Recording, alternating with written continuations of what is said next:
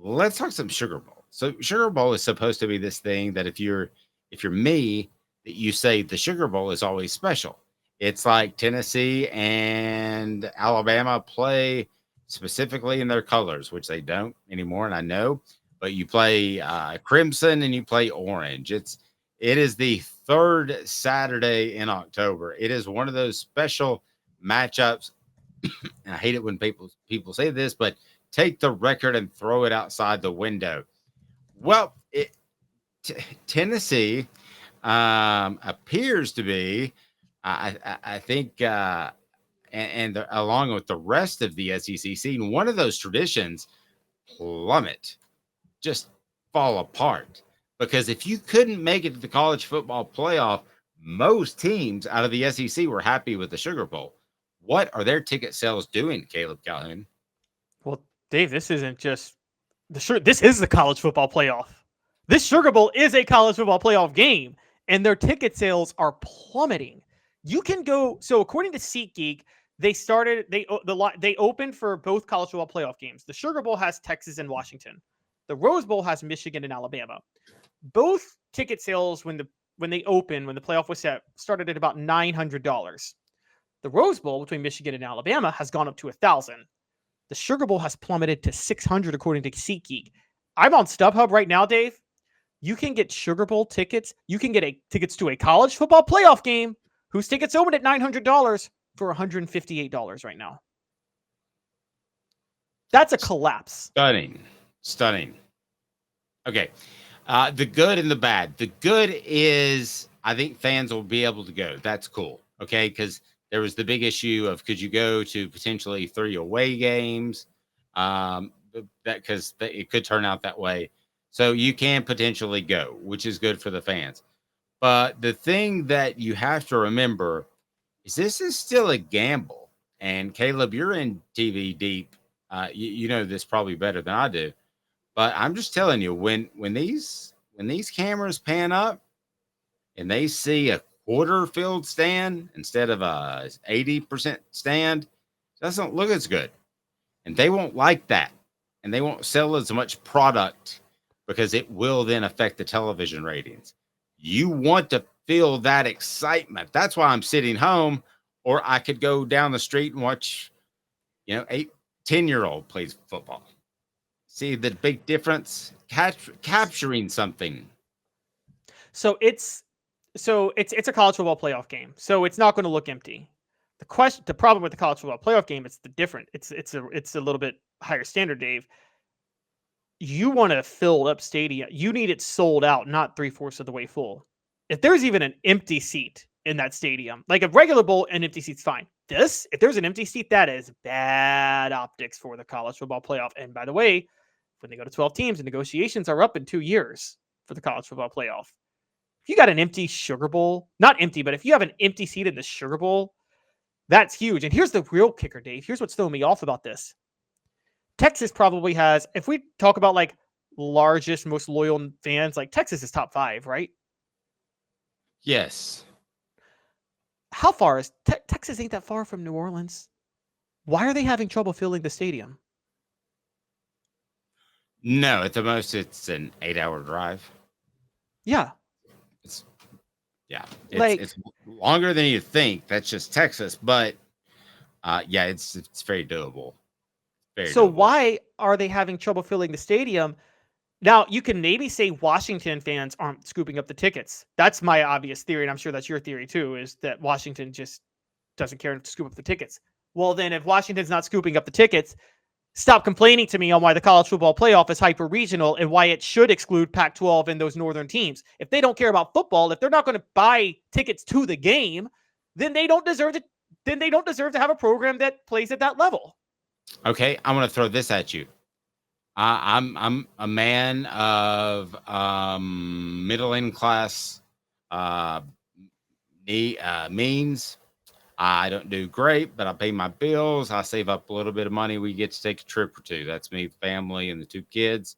And I want to save up for this playoff thing because I'd rather see Tennessee play at a Virginia Tech location or whoever it may be, Clemson one day, any of those teams. I'd rather see them play on the road or play at a neutral site game. I'd rather see that, and I'd rather spend less money. The problem is, if those type of people spend less money year to year to year, then that becomes a habit. And if they say, I'm not going to go to the first round game because Tennessee's going to win, right? I mean, Yeah. they're going to be Iowa. I was not that good, right? You don't know. I was pretty good. Yeah. Well, so look, we can get into the overall philosophy of if sports tickets are too expensive regarding inflation and wages not keeping up with cost of tickets in America. That's a societal issue, and I agree with you guys on that. It is a societal failure of what's happened the last 40 years. Fair. However, that's a different topic.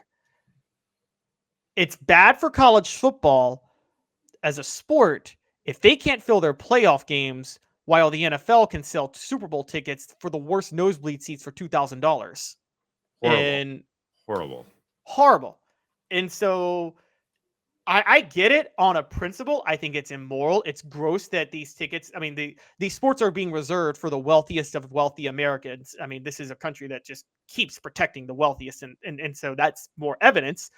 But that aside, college football, the entities themselves, college football, NFL, whatever, they have to keep up with their competitors. I don't expect college football to do as well as the Super Bowl. Never did. But if college football is, as you and I both believe, Dave, in an era where in the second inning of a rocket ship launching, it's a very bad look if a semifinal game can't fill a stadium for a tenth of the price of a Super Bowl ticket.